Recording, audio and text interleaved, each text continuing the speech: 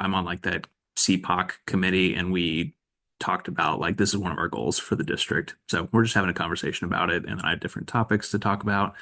And then if at any point you have something you want to say, just feel free to say it because that like we're really just discussing. So super chill.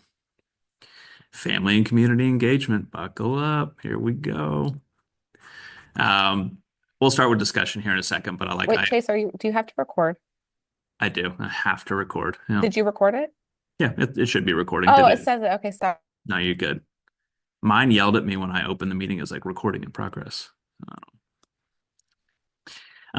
Supposed to kind of like define my topic, so that's what this stuff up here. And can you all see my screen just to like I set it to screen share, so I hope okay. All right. Family and community engagement goes beyond, quote, getting bodies in the door and involves families or communities taking part in students' learning by providing one of these four things. So, motivation, resources, feedback, and accountability. And then I was just curious which one's most important to you. And then I wanted everybody to try to rate themselves on like how good do you think you are at engaging families? And if I were to answer first, I would probably say the part of this that's most important to me is probably accountability, because that's the one I don't think that I can account for or control the most. Hang on, I got a student one. Give me one tiny second. Give it some thought though for a second. My bad. Um, what I was saying is just I think accountability is where I can't control. I think one of the benefits of engaging families is that they provide a lot of the accountability, and sometimes I can be a little frustrated with the lack of resources we have to hold students accountable. And then if I were rating myself out of 10, I'd probably say I'm like a five. So I haven't really like led any events. I've more so just like I sponsored a kickball team. I email parents and call parents, but that's about the extent of my experience. But what about you guys?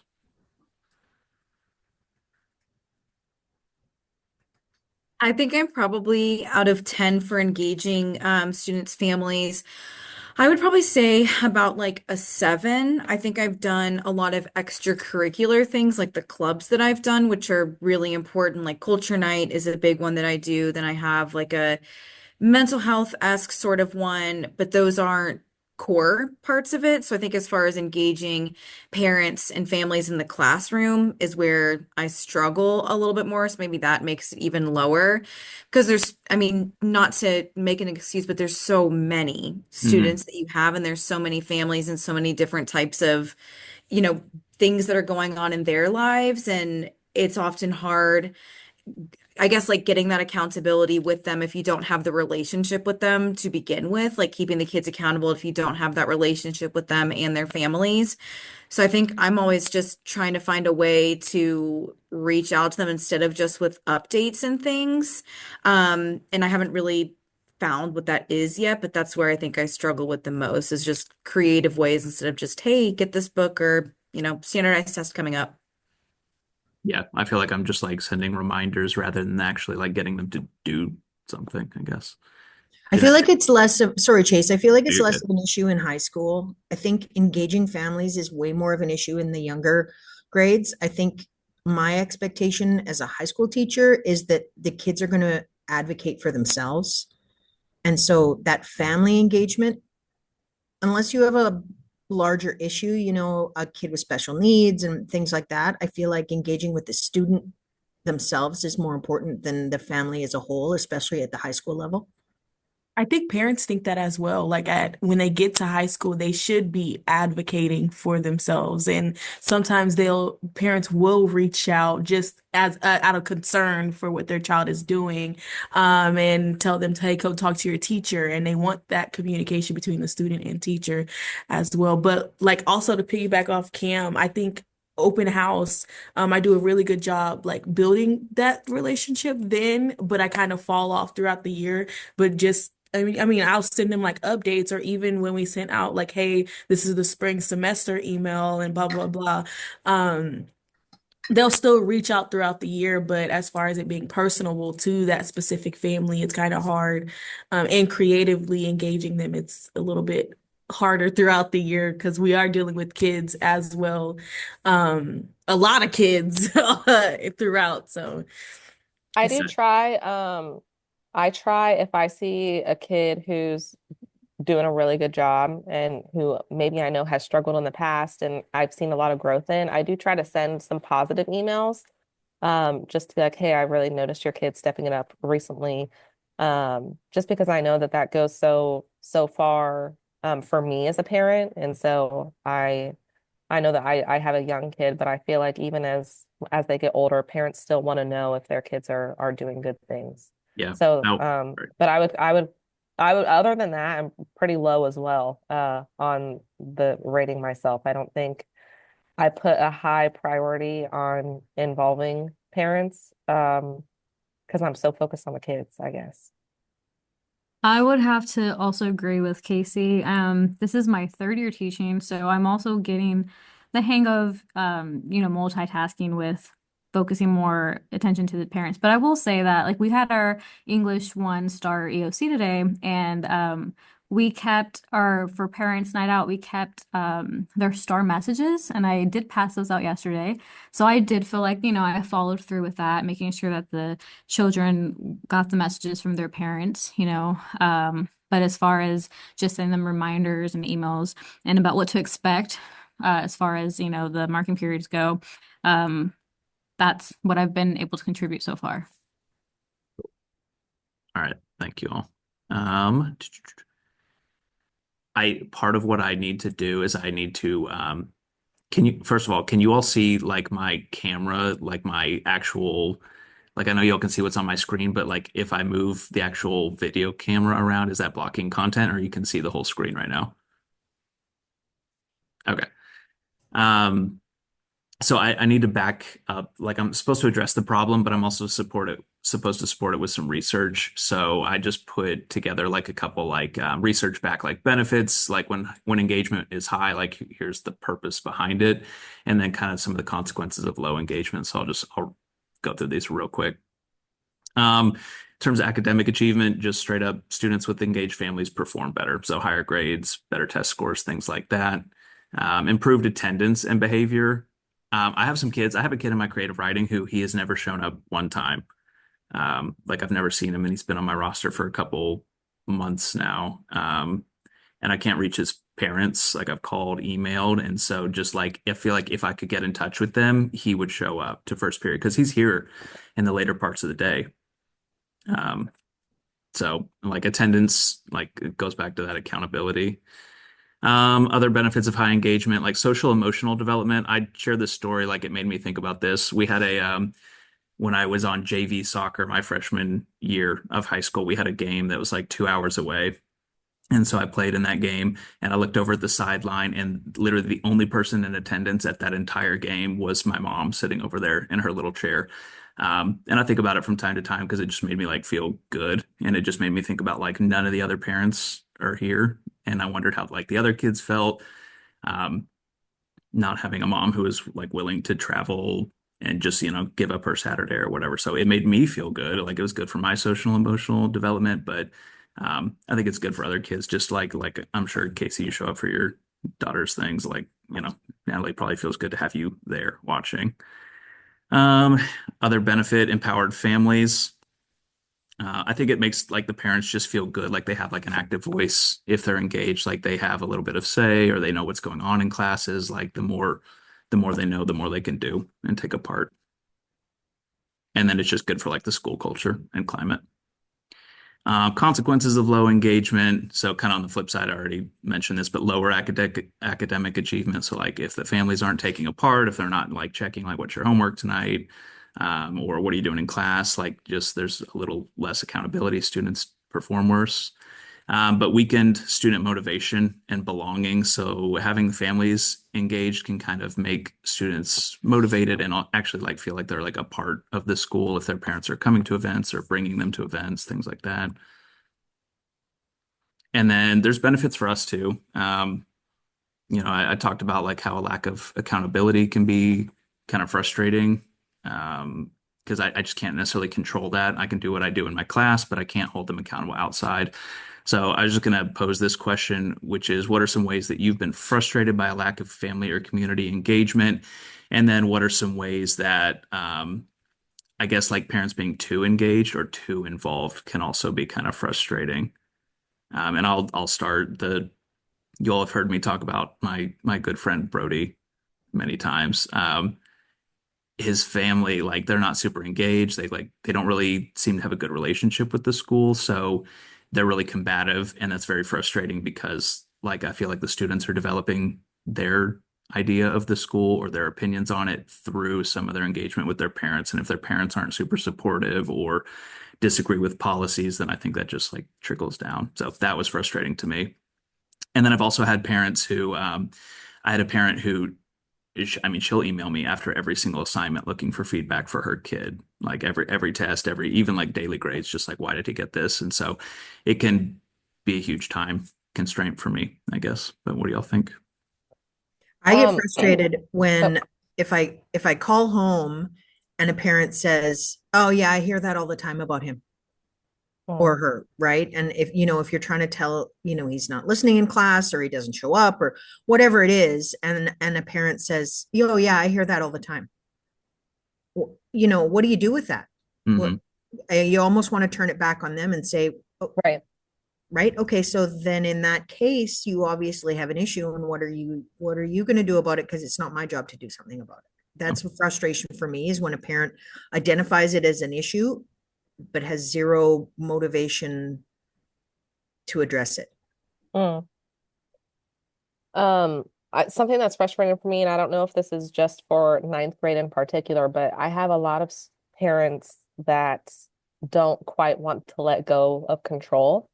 And so the student doesn't have the opportunity to be responsible for themselves, advocate for themselves, or any of that because the parent does it all for them.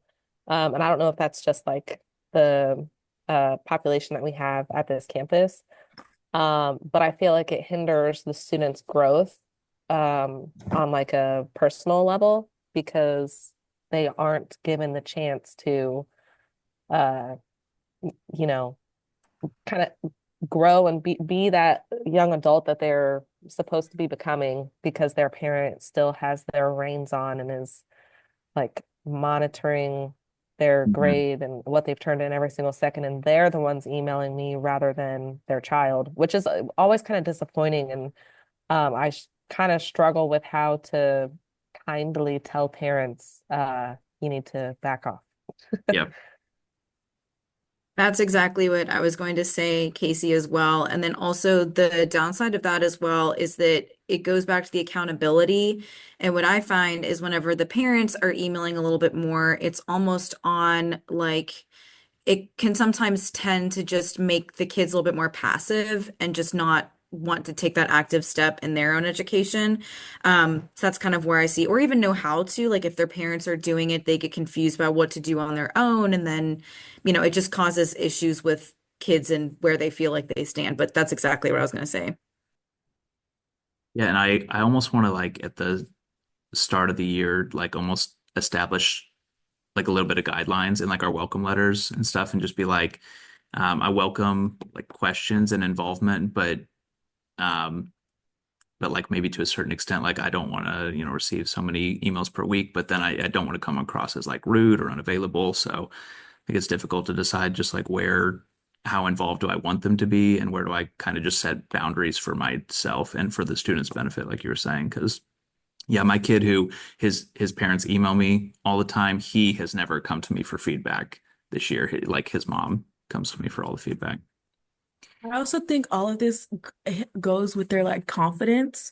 Like you have those overacting parents who have these high expectations of their students. So sometimes they'll have low self-confidence, or you have these overacting parents who are always the one emailing the kids where they all come off as having too high confidence and look really like just the expectation to just pass or oh my parents will handle it type of deal. I've seen kind of both, and both of them really hinders the student themselves. Um, I feel like mentally, and sometimes they don't know like how to attack or where they are, like you said, because their parents are like in charge or in control of their lives basically. And so for me, my parents have been the helicopter parents, but they didn't show up. And I grew up as a latchkey kid, so they were quick to email like the teachers and not like quick to not even talk to me about like why my grades are where they are. So and a lot of the time when it came to the teacher came up to me as like disciplinary. Your parents emailed me and your grade is this. And so I felt I had low self-confidence in my ability in the class, but my parents were there just, just all they just cared about that grade and not necessarily me as the student. So I kind of see a little bit of both when I have these kids and when I talk to them their parents and them. And so that's just a little bit of my input in what I think about it. That's a really good perspective, Janae. Yeah. Yeah. I've seen everything across the board of what you've all mentioned. When I typically receive an email from a parent, what I try to do is, I'll read it. I'll put it on my little to-do list. I try not to respond as quickly as possible because I talk to the student and I'll say, hey, I received an email from mom, right? I'll let them know what mom or dad said. And I told them, hey, remember we've talked about this, we talk about it every day. The reminder is that it's your responsibility when you're absent, when you failed something, to come in, stay after, do it. So I talk to them, and then after I've had that conversation with that student, and then I'll go back to the email, hey, Mr. and Mrs. Johnson, just following back with this email, I did have a conversation with so and so, and I let them know this. And I feel like that has been very helpful, trying not to like give them the rein, right? But also letting them know, hey, your child has been talked to about the situation, and also gives the student the responsibility. Yeah, that honestly, it reminds me, my mom who emails me for feedback, she told me specifically, don't even mention that I emailed you because it will embarrass the kid. So that's good though, because I don't want to like deny her wishes, but I do want to like just let the kid know like I'm receiving these email, like it's almost like a hidden thing from the kid or like a open line of communication that they're not part of. So I don't know. Yeah, that's an issue between the kid and his parent. Yeah, You're involved in a bit of a love triangle there, right? Because right. that's a kid, parent, teacher issue. Yeah. Okay, we have two topics left to get to, so I want to make sure we have time. This one you can just take a second and brainstorm. We don't have to do the full minute, but it's just like what it would have been some of your effective strategies, and some of you have already talked about a few. So if you'll just take like 20 or 30 seconds, you jot them down, or just think for a second about what you've done, and then I'm going to talk about a couple things that I've done or just have seen at my previous school had a couple things. So I'll talk about success notices here in a second, but just take like 15, 20 seconds and just think about what you've done in the past or like any events that you've led. I know Cam, you talked about you've headed up a couple extracurriculars, and then Casey, I know you do like your crochet club and things like that.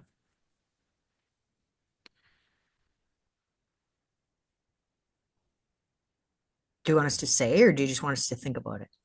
Just like gather your thoughts for one Got it. second, and then we'll share.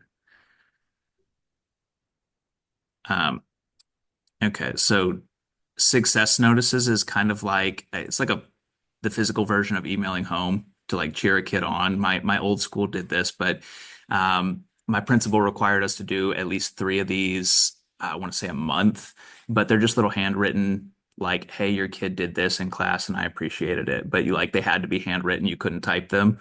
And then we turned them into him, and then he would or mail them like to the house as like letters. And so he always shared this story about I was in a school where like the family lives of a lot of the kids were like a total mess, like a lot of like kids with poverty and just like home life not good. But he was doing a home visit, and he went to this house where the house was like a total dump, like hardly even like a front door, and like the house is a mess, and mom and dad are really never like home or present. But he went and like to the kid, and he was having a conversation with the kid, who is never really at school other than like maybe a couple days here and there. But he said that the kid had the success notice like hanging up on the wall by his bed. So I thought that was really like a good example of like it gives something to latch onto for the kids, just to get that like handwritten, hey, I noticed something you did. I want to commend you for it. So I liked the success notices. I think it feels a little more like personal and more, I don't know, effective than an email. I guess so. That's one thing. And then if you all want to share, I have a couple more, but I don't want to just go back to back to back for me.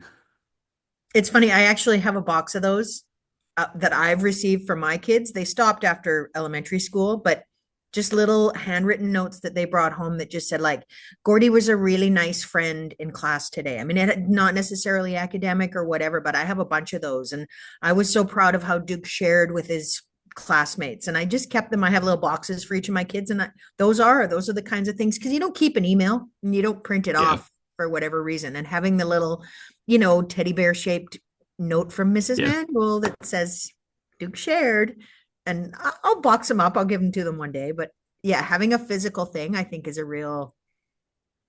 it's a big difference. Cool. Anybody else want to jump in?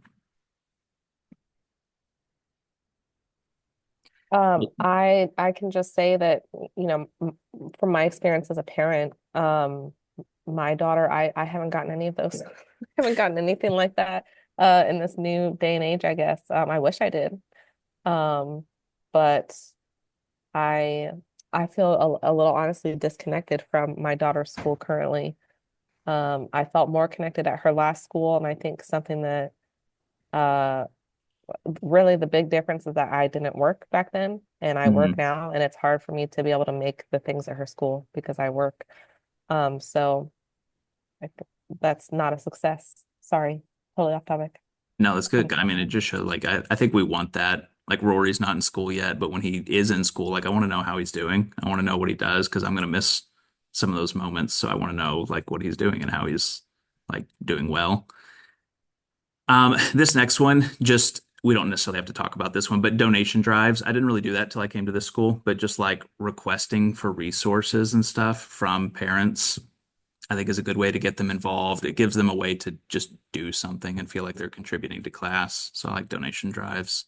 I remember last year for the STAR unit, we sent home like something asking for candy Hmm. from the parents, and I got a whole bunch of candy. I didn't do it this year, and I could sense a little bit of a difference between the two, but that's something that I'll probably want to do next year because I got a whole bunch and the kids were excited, and the parents were like, "I sent this. Did you get it yet?" And so, that was pretty cool. So yeah, I like Yeah, that. they show up and show out. Like Sarah did that last year at Bridgeland, and we had bags of candy. Like we had to take it home. We had so much left over, like too much, too much candy. Home visits. That's not something I feel like teachers do. I know Christina Hoover does this a lot with the students where it's like, she's like, where is the kid? Like we haven't heard from the family, haven't heard from the kid. So they just like physically go to the homes or reach out on Facebook or whatever. But I think that's like an effective way to reach the kids who, um, you just can't get in contact with. I don't know. In Indiana, this was super common. A lot of the principals just like show up at the house and just knock on the door, like, where's the kid? Or, kids who are failing or at risk of dropping out. Um, and then I thought, like, I've had with all my sports teams in the past, I've had like the team mom or like the support club. I think probably a lot of the athletics have that here as well. But I thought it might be kind of cool to have like a classroom mom or like a group of like people specifically dedicated to just supporting Yes, we need that. class. We need that because I guarantee you there are parents that want to do it. Yeah. Well, and we that's need also a that for great sure. way to get some of those helicopter parents off your back is say, Yeah, "Hey, give them something to listen, do. yes, Yeah. would you mind, being the first point of contact for extracurricular, whatever." But I think that's a great way to, That is a great idea. Yeah. All right, cool. I want to make sure we get to this last topic real quick. Um, Actually, I'll fly through this one because we have one more topic after this. This is more a little discussion based, but just curious what you all think you might need training or professional development on. Like if the school provided resources on how to engage with families. I don't know that I've seen that topic before. I thought that some of these next things, I thought it might be good to have some resources on like engaging families authentically, not feeling like we're just like advertising the school, like Cy Woods is so great, you should come support it, but like making it feel genuine and like student focused.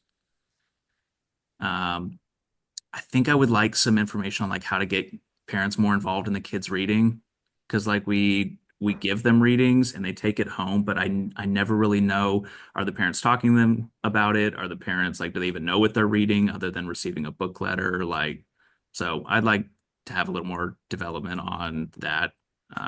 We should bring back reading logs. Like they had to get a signature from their parent if Yeah, they read that night. I yeah. don't think those are signed, but I No, think I that had to would do those.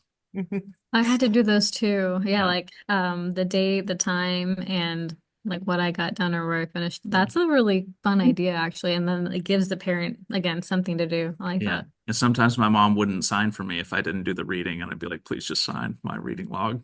I'm gonna get in trouble. And the last one, I feel like I need to understand barriers to engagement a little bit better. Like I don't, my parents were super supportive. Like they had the means and were able to come to everything. But like some families have barriers because they work the night shift or they don't have like transportation or whatever. So just like understanding and being able to empathize with some of the families who struggle to do this. We'll skip this other than just touch on it real quick. In the campus improvement plan, this is one of our specific goals. So the school wants to increase family engagement by 2% overall, which they measure that in terms of down here. I don't know if you can see my mouse, but they measure it in terms of like social media a lot and also just like attendance to events. So it's something the school's trying to actively work on is just like increasing engagement year over year. It's like one of the district goals. All right. And then we won't do like the brainstorming portion of this because we don't have time, but events, methods, or activities that the school could use to better engage families or the community. So we did this a little bit just now, Okay, but just like ideas.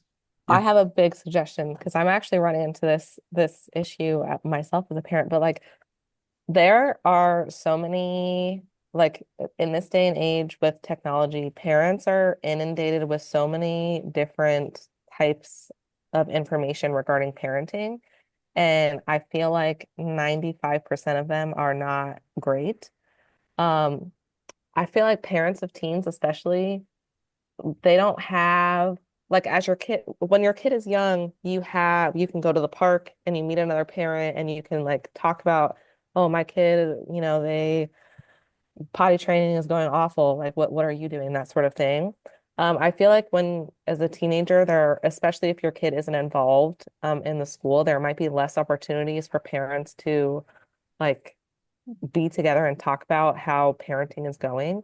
I feel like if a school offered information about parenting teens, since we work in a high school, like I'd be there. If my daughter's school did something about like how to foster or how to help your kid have positive relationships, like if they did something at her school, I'd be right there because I'm struggling to figure out how to best support her right now, and she's 9. Um, so I don't know. I feel like parents still, even as teens, and Patty, you can let me know if this is true or not, but like parents of teens still need community. And I don't know that if your kid especially isn't involved in anything, they might not have that. So offering that up might be a great way to get people in the door. And then you're also able to tell them like, these are the expectations that we have at school. These are some expectations that you might also want to have at home, some boundaries that are good for your kids. I don't know. It's just a thought. Oh yeah, that's super good. Like What do a you think, Patty? Teenagers Anonymous. I agree. Yeah, Yeah. I think that's good. Although I mean, they do that, but I get some of those ones that are like, come learn about the dangers of social media. And I kind of just think, oh, good Lord, just add that to my list of things I need to, besides driving my kids everywhere around. And Yeah. I have to go sit in an auditorium with a bunch of True. parents and listen to somebody tell me about how bad the world is. Like, I don't know. That's maybe just, I'm That's feeling fair. cynical. But yeah, I mean, you're not wrong.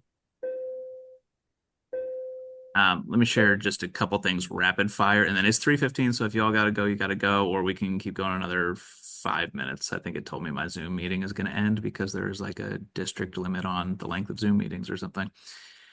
I drive past Andre Elementary, and they bring authors to their school and they like advertise them out on the board out front, which I thought was really cool. So they're bringing this Drew Brockington guy and he's doing like he's presenting his book series Catstronauts, which is astronaut cats, and he like brings copies and it's like a little book tour, which I thought was cool. Because I don't know that we bring guest speakers here a whole lot, but I thought it might be a good way to one, bring parents and kids and just kind of like give them something to center around.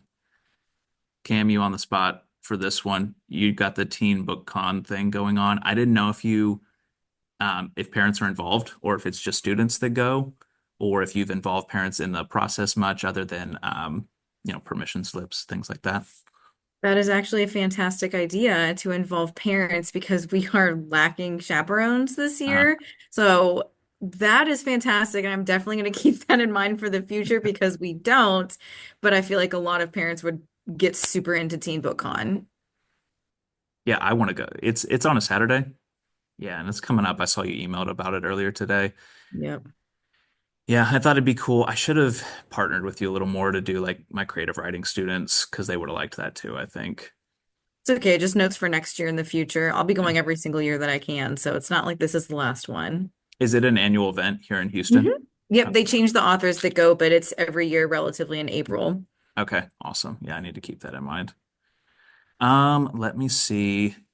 We talked about open house a little bit, but one thing I do at open house is I have my parents just write like little notes, like just a sticky note or a quick letter to their students, and then I deliver to them in class, and the students always get super embarrassed because I'm like, here's a note from your mom. But then I don't know, they seem to like it too. Yeah, they're embarrassed, but they love it.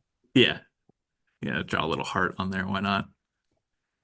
I thought it might be cool to have parents, like parents sometimes will email you when you send out the book letters and they're like, "Oh, I read that book in high school," or "I'm reading that book whenever."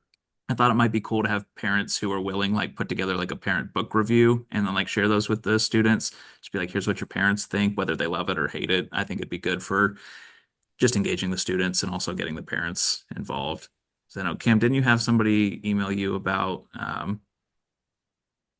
like one of the books you were reading and like suggested like that you read something else or um Yeah, last year it was a parent was saying, I know that this is really popular. Why don't you try one of the other Shakespearean plays instead of Romeo and Juliet, and brought in a lot of resources and stuff. And it's like, this is a great yeah. idea, but constraints and everything else kind of don't bring it to. But it could be a good concept to bring in different aspects of other plays or characters to compare it to. So. Um, we for creative writing, I think Josh did this last year. I know they do it at Bridgeland, but they do like a literary publication where they take some of the stories that are written.